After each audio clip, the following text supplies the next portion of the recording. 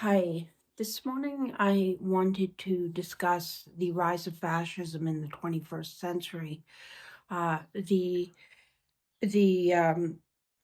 factors that contribute to this rise, its economic and social impacts, and who benefits and who suffers. Now, 21st century fascism, which is sometimes referred to as neo-fascism, is similar to its 20th century predecessor in that it uses authoritarianism, nationalism, and the suppression of dissent. But in addition, it leverages globalization, technological advancements, and economic shifts to empower.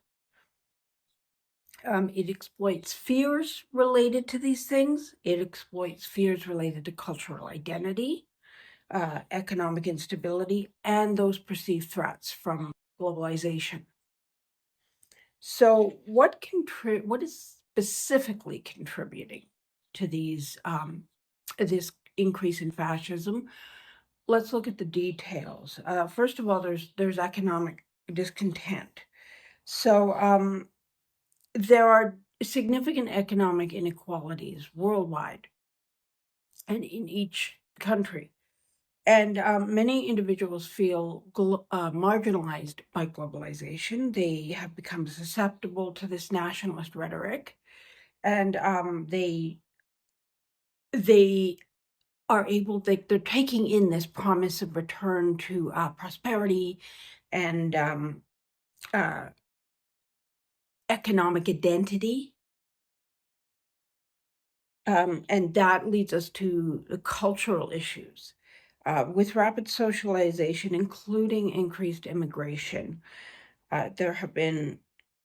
this has led to a backlash among certain populations. So we see it in the US, for example. This has also been particularly evident in Europe, where fears of losing national identity have been manipulated by far-right leaders to gain support for their fascist regimes.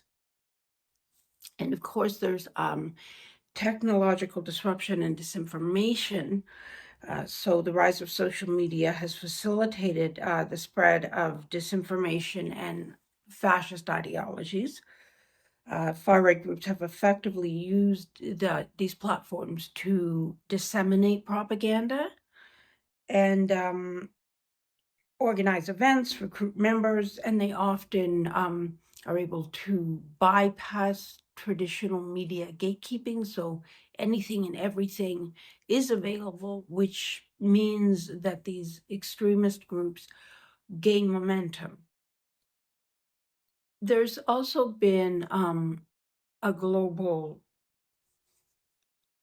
specific global issues that we see as a society, as a world society, that have been driven by these fascist ideologies. So in the United States, for example, starting in 2016 during Donald Trump's first election, he made a lot of gains by using this kind of nationalist and populist rhetoric.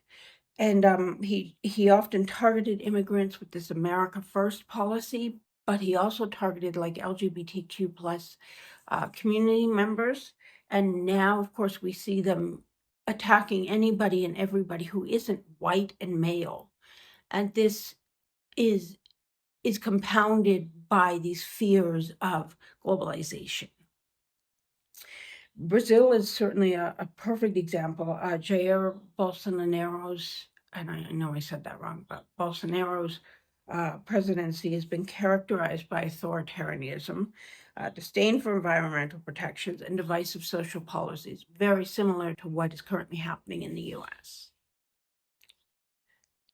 Europe, countries like Hungary and Poland have gone after any kind of dissent. They've attacked LGBTQ plus members of their community. They've used, how do I describe this? Kind of like legal attacks. So it's been illegal, but they're not following the law. They're just locking people up. And again, we're seeing this happening right now in the US. Of course, there are social and economic impacts. So authoritarian leaders have systematically undermined democratic norms. This has led to weakened checks and balances, reduced press freedom, and compromised judicial independence. So you don't have power in your own country. There's also economic inequality, and these authoritarian regimes favor large corporations and the wealthy elite, and we see that historically these measures have benefited big business and the wealthy elite.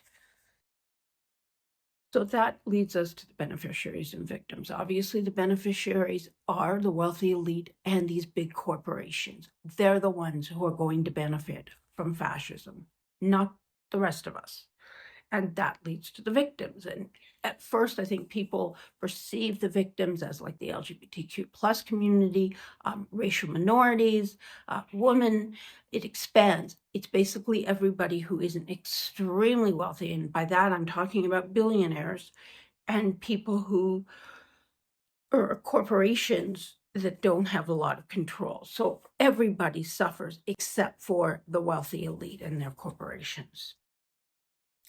This has led to economic dissension, or further economic dissension and exploitation, and the suppression of dissent. And ultimately, all of us suffer, very few of us gain. Also, it should be noted that there seems to be a greater number of younger men who are voting to the right, while older men are recognizing, because I guess they have the experience and they're not voting in these extremist ways. But younger men have been pulled in. And without the experience, without the training, with governments banning books and hiding access to information that would help these young men learn what fascism really is, they don't recognize where this is going, and they are going to suffer. It doesn't matter if they are male, young, heterosexual, they will suffer. And for that, I say, gentlemen, please educate yourself. Find ways out of this bubble. Learn what's really happening. Please, if you enjoyed this video, hit subscribe and like. Helps me out. I know it's not a big deal to you. It's a split second to do it, and it really does help me out. And share with people you think might be interested. Please, let's get a commentary going. Again, remember that keep them respectful, but say what you mean. And with that, I say hugs. And to be senior is to be proud.